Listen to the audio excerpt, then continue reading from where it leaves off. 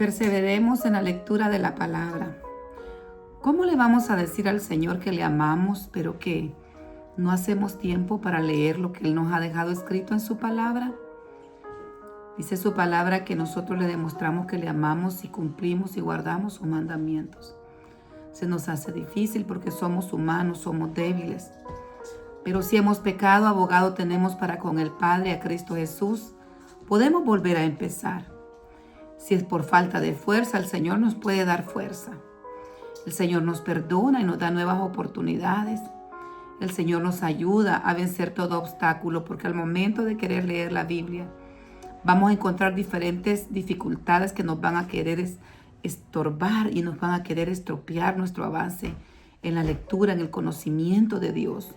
Porque leyendo su palabra conocemos más a Dios, nos enamoramos más de Él. Y el Señor nos sigue preparando. Y aunque fallamos, el Señor nos sigue ayudando. Y es una lucha diaria en la cual podemos tener victoria si nosotros nos sumergimos en su palabra y le creemos a Él y clamamos su auxilio. Y su Espíritu Santo nos ayuda y nos ministra para darnos nuevas fuerzas y volver a empezar. Porque no es fácil. El caminar no es fácil, pero es necesario que sigamos perseverando en la lectura de la palabra, que sigamos conociendo al Señor, que sigamos honrándole y siéndole obedientes porque Él nos ha dicho. Escudriñar las Escrituras porque en ellas enseñamos, comprendemos nosotros la verdad y podemos luego compartirlo con los demás. Pero primero necesitamos llenarnos porque no podemos dar lo que no tenemos. Bienvenidos a un nuevo espacio de lectura bíblica. Doy gloria y honra al Señor. A pesar de los estorbos, las dificultades y todo lo que se presenta para que nosotros no podamos avanzar. Dios se glorifica, nos ayuda, nos da nuevas fuerzas. Disculpen mi garganta, nuevamente estoy en una lucha, pero Dios nos da fuerza para poder seguir con este santo ministerio y vamos a orar para que sea Dios ayudándonos a todos. Padre, en el nombre de Jesús te damos gracias en esta hermosa hora, Señor. Glorificamos y exaltamos tu nombre, Padre, y primeramente queremos también, Señor, pedirte perdón, reconciliarnos contigo en esta hora porque pecamos, Señor. Perdona toda palabra con la cual te hemos ofendido, Señor. Perdona toda reacción, Señor, todo aquello con lo cual, Dios mío, hemos pecado delante de tu trono. Todo pensamiento, todo resentimiento, todo aquello, Señor, que quiere estorbar y llegar a nuestras vidas, arráncalo, Señor. Lávanos con tu sangre preciosa, mi Señor Jesús. Glorifica tu nombre. Pasa tu mano de poder y tu misericordia, Señor. Rescátanos. Sácanos, Dios mío, Señor bendito Padre, donde hemos caído, Señor, en tristeza, en dolor, en cualquier cosa que se haya interpuesto, Padre, para querer desanimarnos, Señor. Enfermedad, Señor, ya sea físico, espiritual, cualquier proceso, toma control, Señor. Y ayúdanos, Señor, a seguir leyendo tu palabra, a enamorarnos más de ti, Señor, a comprender, Señor. Revélanos tu palabra con la ayuda de tu Espíritu Santo, que nos enseñes, Padre. Te lo suplicamos en el poderoso nombre de nuestro Señor y Salvador Jesucristo, y gracias te damos por tu palabra y tu Espíritu Santo, Señor. Amén. Y bien, mis amados, vamos a ver brevemente qué leímos en los capítulos anteriores. El día de ayer leíamos el capítulo 22 y 23 del segundo libro de Reyes. Y en el capítulo 22 vimos una bendición tan grande que Dios hizo a través del rey Josías. Este rey Josías comenzó con la restauración del templo y marca algo muy importante en la historia de la nación, porque tras el descubrimiento de la palabra de Dios, él se arrepiente y conoce en detalle que el pueblo se ha alejado del Señor, lo cual trajo esa humillación, un clamor y un avivamiento al pueblo. Y lo vemos en detalle, que Josías comenzó a reinar cuando tenía apenas 8 años, pero Dios le dio una gran bendición, un hombre de mucho fuego, de mucho poder de parte del Señor, y demostró ser un rey excepcional, un rey fuera de lo común. Como hemos venido leyendo, la mayoría de los reyes hizo lo malo delante de los ojos del Señor, pero él no siguió el ejemplo de su antecesor, sino que realmente él lo que hizo ver la vida de David. Así como David temió a Jehová, él vino a dar un buen ejemplo de un rey justo y temeroso del Señor, que no se apartó del camino tal como lo hizo David. David pecó en otras áreas, pero en el área espiritual él se mantuvo fiel al Señor. No se menciona que David haya ido en pos de ídolos, en pos de falsos cultos. Fue en otras áreas que David falló, pero en esta área David era un adorador y un fiel, temeroso y creyente y siervo del Señor. Así que Josías emprende algo muy hermoso, que es la restauración del templo. Lo leímos del versículo 3 al 7. Cuando él tenía 18 años, pues básicamente él da una orden que los fondos recaudados, fueran destinados para reparar la casa del Señor. Entonces se destaca en esta parte la honestidad de los trabajadores. No era necesario, dice según lo que leímos, pedir mayores detalles o cuentas, porque el dinero se administraba bien, se administraba con fidelidad de parte de las personas que estaban haciendo esta importante obra. Pero en esta obra también hubo un hallazgo que marcó y hizo la diferencia. Se halló la ley de Dios. En el versículo 8 vimos que el sumo sacerdote Hilcías encontró el rollo de la ley. Y entonces se presume que era el libro de Deuteronomio, y mientras limpiaban el templo hicieron ese importante y necesario hallazgo. Entonces, hermanos, vemos que el secretario Safán lo llevó al rey y se lo leyó. ¿Qué nos deja ver esto? Que realmente había habido un descuido en la palabra del Señor. Ya no se estaba leyendo la palabra del Señor. ¿Y cómo nos vamos a presentar en aquel día delante de Dios a rendir cuenta, decirle: Señor, yo te amo, te amé, pero no hice tiempo, no tuve tiempo para leer la palabra, no me interesó leer lo que tú me habías dejado escrito? Entonces ahí vemos que viene el declive espiritual. Y al entrar el declive espiritual, entonces viene toda la decadencia. No podemos distinguir entre lo bueno y lo malo, lo santo y lo profano. No podemos nosotros estar dando algo bueno si no nos llenamos de la palabra. Vemos cuánto tiempo había pasado desde que la gente no tenía, ni el rey, lectura de la palabra del Señor. Y vemos que la reacción del rey fue un arrepentimiento genuino y profundo. Entonces, al escuchar las advertencias que traían los mandamientos, tanto de las bendiciones como de las maldiciones que se iban a resultar si la gente, el pueblo, abandonaba al Señor, Josías, dice la palabra, rasgó sus vestiduras en señal de profundo dolor y una humildad, una humillación delante del Señor. Consciente entonces de que podía comparar lo que la Biblia, la ley decía, y con lo que la gente estaba haciendo, toda la nación afuera. Se dio cuenta de que estaban bien alejados de los mandatos, estatutos que el Señor había establecido que debían de cumplir. Y sabía que la desobediencia iba a traer graves consecuencias para con Dios, ¿verdad? Delante del Señor. Entonces, ¿qué hace él? Manda una comitiva, la profeta Hulda, lo leímos del versículo 12 al 20, para saber qué debían de hacer. El rey pide dirección a Dios y sabía que había profeta de parte del Señor, una mujer muy usada de parte del Señor rectamente.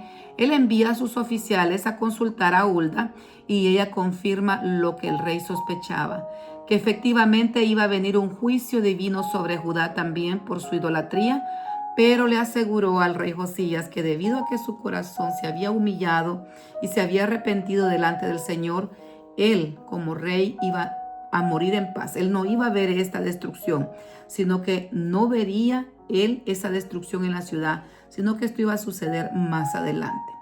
Vemos también en el capítulo 23, detalla las reformas que esto trajo. Mire cuánta enseñanza podemos sacar de acá.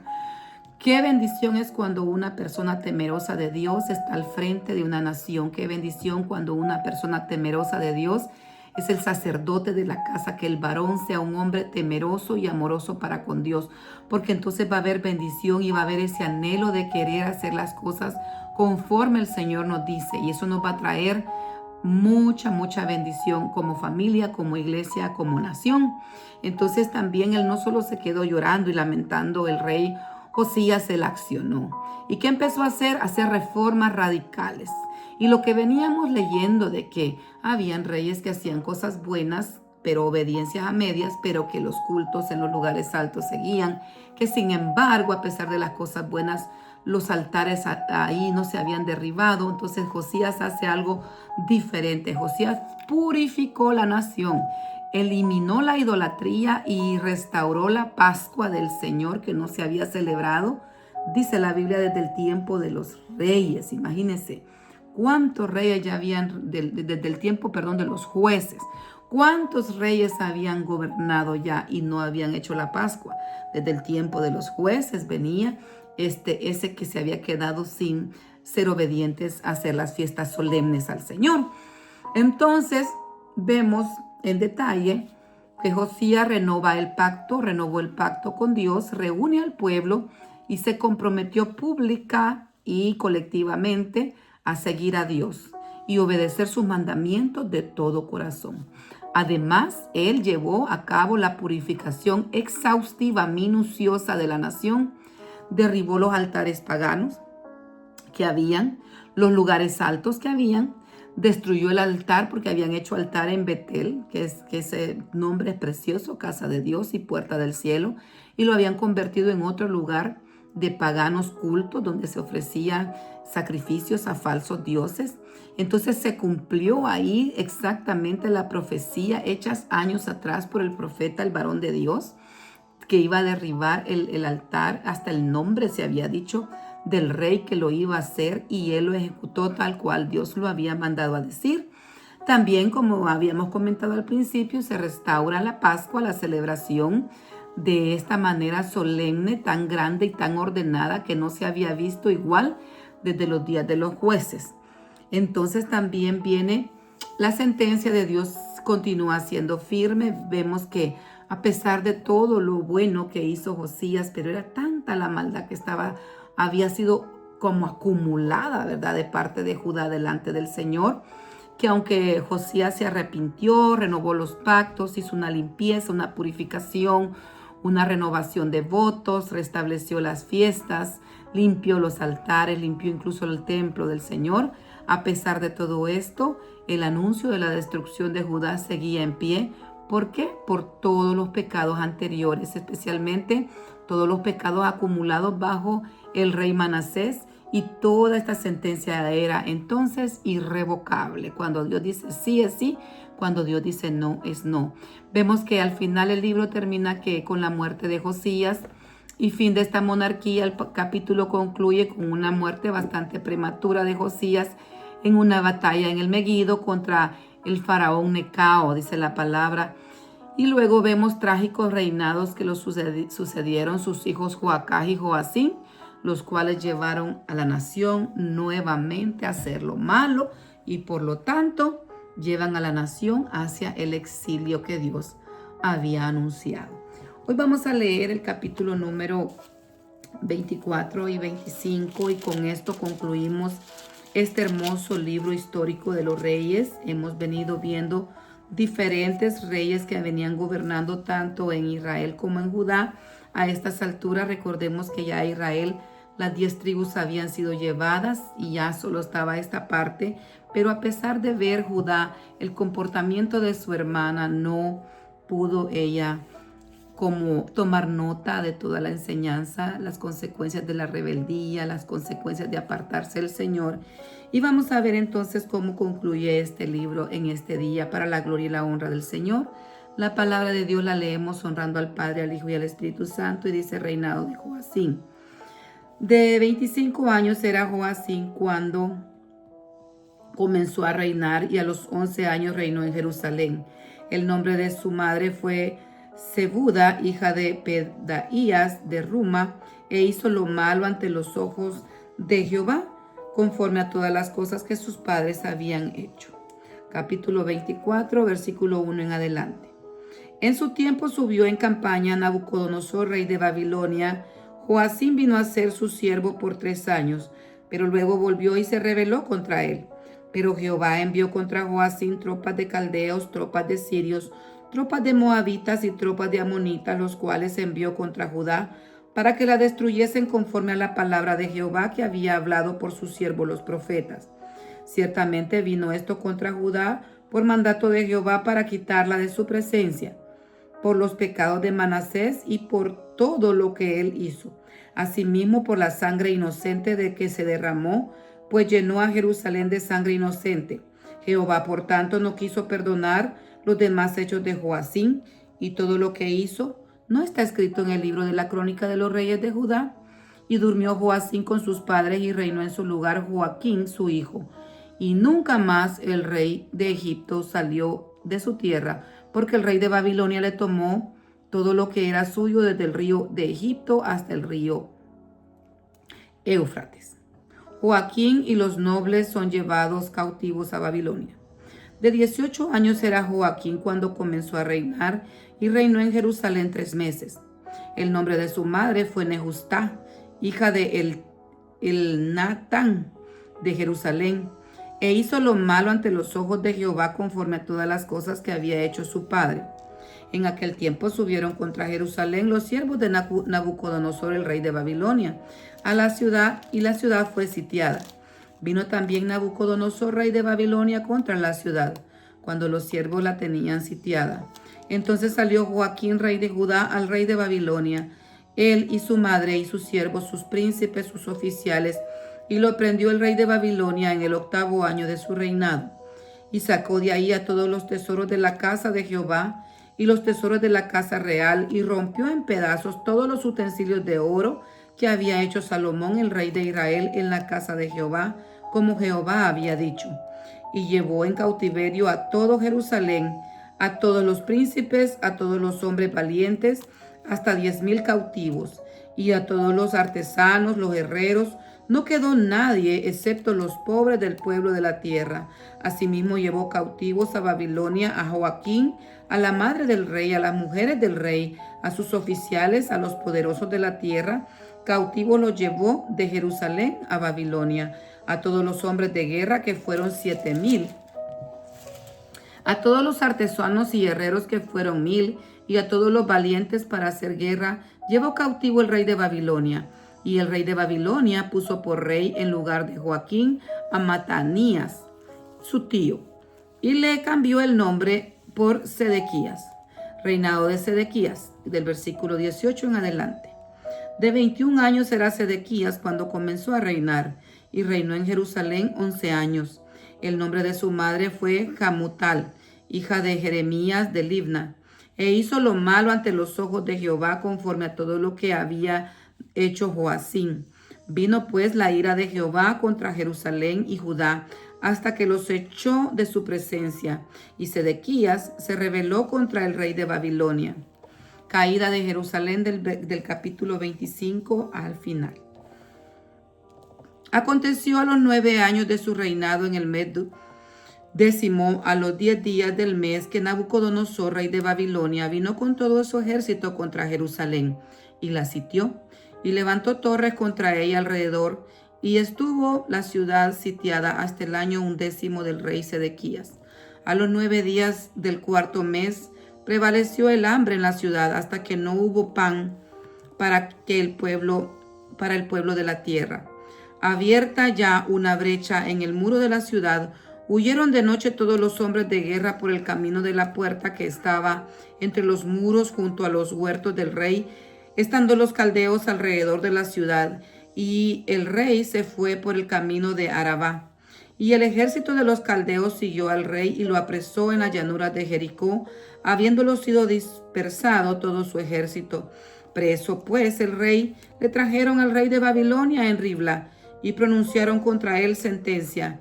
Degollaron a sus hijos, a los hijos de Sedequías en presencia suya, y a Sedequías le sacaron los ojos, y atado con cadenas lo llevaron a Babilonia. Cautividad de Judá, del versículo 8 en adelante. En el mes 5, a los 7 días del mes, siendo el año 19 de Nabucodonosor, rey de Babilonia, vino a Jerusalén Nabuzaradán, capitán de la guardia, siervo del rey de Babilonia, y quemó la casa de Jehová y la casa del rey y todas las casas de Jerusalén y todas las casas de los príncipes quemó a fuego. Y todo el ejército de los caldeos que estaba con el capitán de la guardia derribó los muros de alrededor de Jerusalén, y a los del pueblo que habían quedado en la ciudad, a los que habían pasado al rey de Babilonia, a los que habían quedado de la gente común, los llevó cautivos Nabuzaradán, capitán de la guardia, mas de los pobres de la tierra dejó Nabuzaradán, capitán de la guardia, para que labrasen las viñas y la tierra. Y quebraron los caldeos las columnas de bronce que estaban en la casa de Jehová, y las basas, y el mar de bronce que estaba en la casa de Jehová, y llevaron el bronce a Babilonia.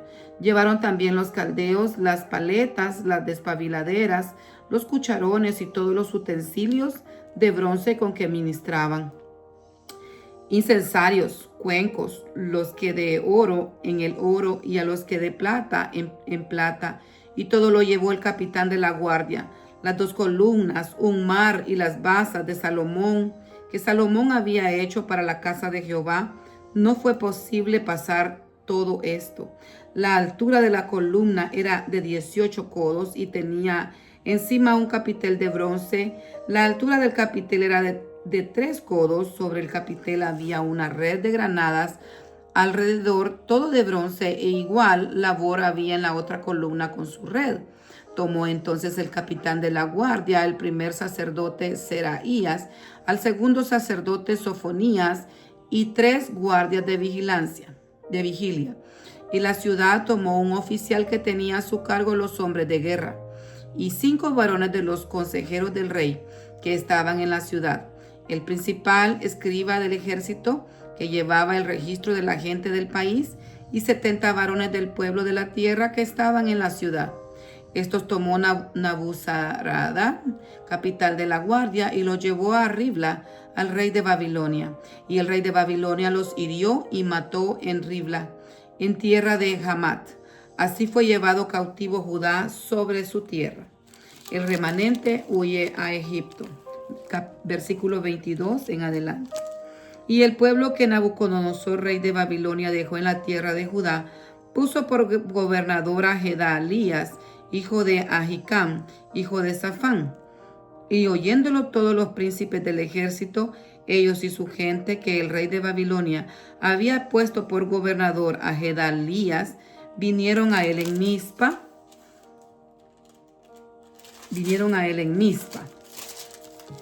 Ismael, hijo de Natanías, Joanán, hijo de Carea, Seraías, hijo de Tanhumet, Neteo, Fatita, y Jaazanaías, hijo de Maacateo, ellos con los suyos. Entonces Gedalías les hizo juramento a ellos y a los suyos y les dijo: no temáis, siervos de los caldeos, habitad en tierra y servir al rey de Babilonia, y os irá bien.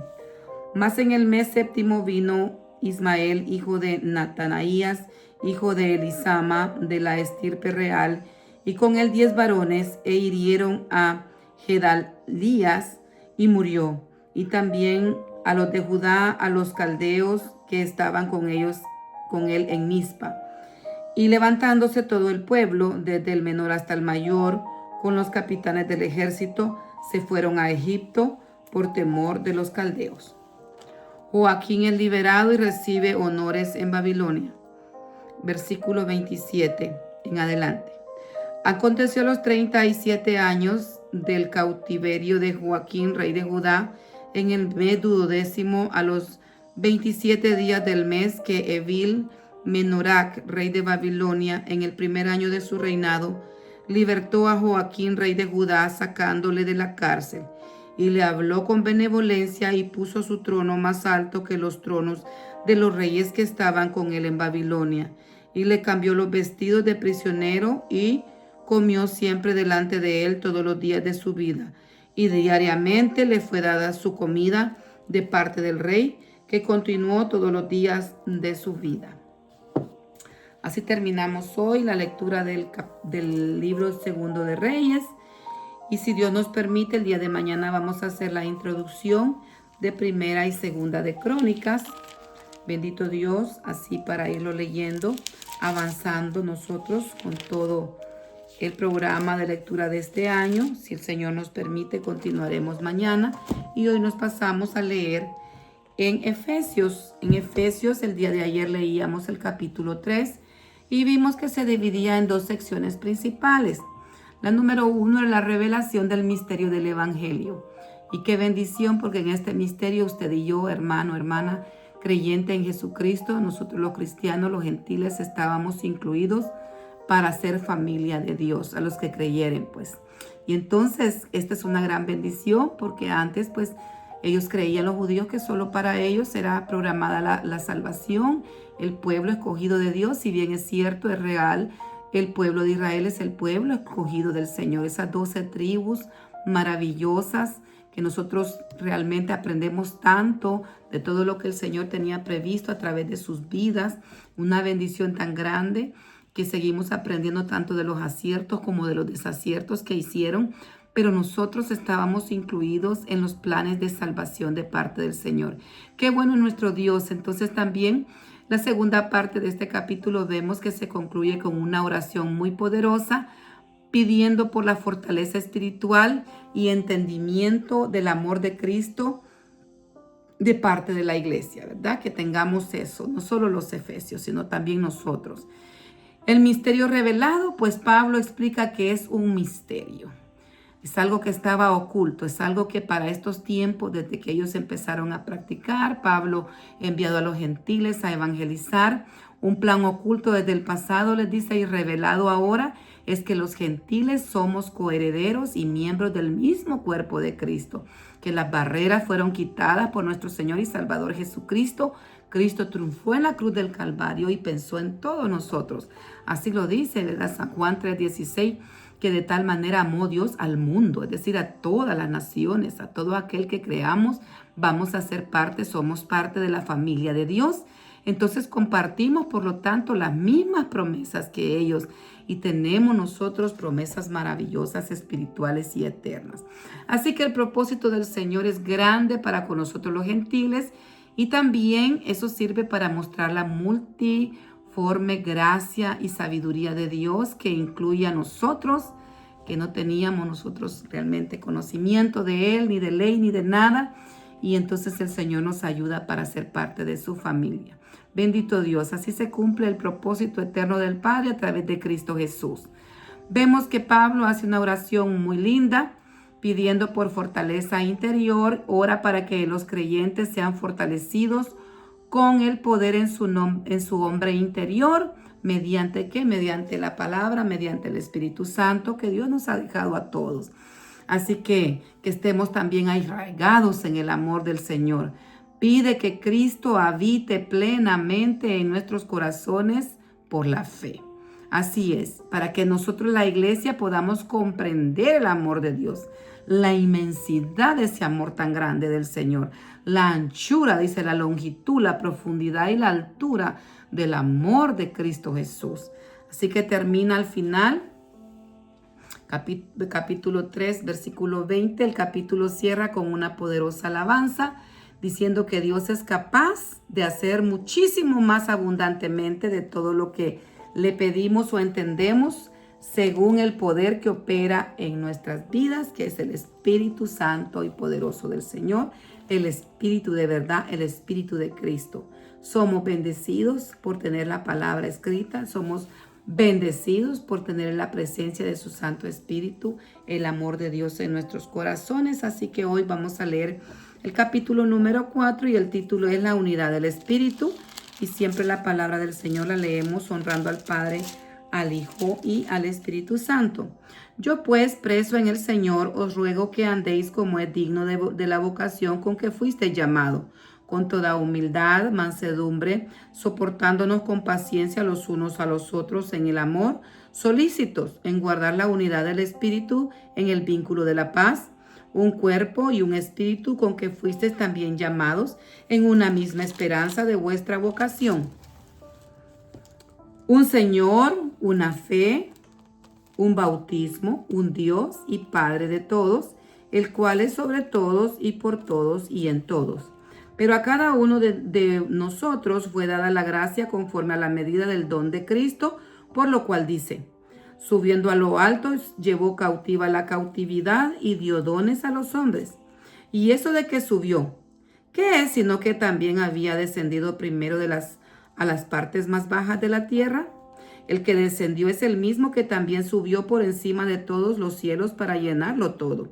Y él mismo constituyó a unos apóstoles, a otros profetas, a otros evangelistas, a otros pastores y maestros, a fin de perfeccionar a los santos para la obra del ministerio, para la edificación del cuerpo de Cristo, hasta que todos lleguemos a la unidad de la fe, del conocimiento del Hijo de Dios, a un varón perfecto, a la medida y la estatura de la plenitud de Cristo, para que ya no seamos niños fluctuantes, llevados por doquiera de todo viento de doctrina, por estratagema de hombre que para engañar emplea con astucia las artimañas del error, sino que siendo la verdad en amor, crezcamos en todo aquel que es cabeza,